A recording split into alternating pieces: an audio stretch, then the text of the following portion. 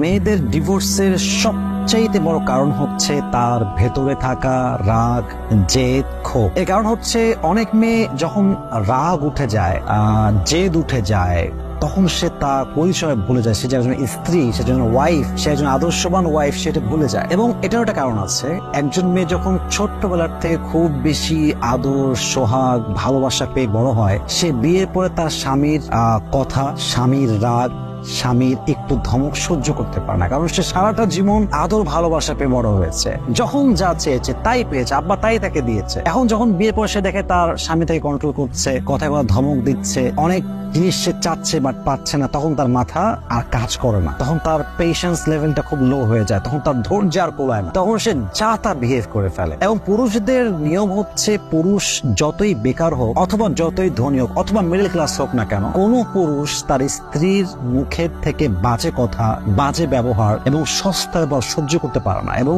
যখন স্ত্রী এতটাই খারাপ হয় যে তার রুডলি বিহেভ চলতেই থাকে, একটা লেভেলে গিয়ে সম্পর্কটা ডিভোর্সের পর্যায়ে গড়িয়ে যায়। বোনেরা আমার, প্লিজ কন্ট্রোল ইউর অ্যাঙ্গার, রাগকে কমান, জেদ কমান, ইনশাল্লাহ আপনার পরিবার অনেক বেশি সুখী হবে।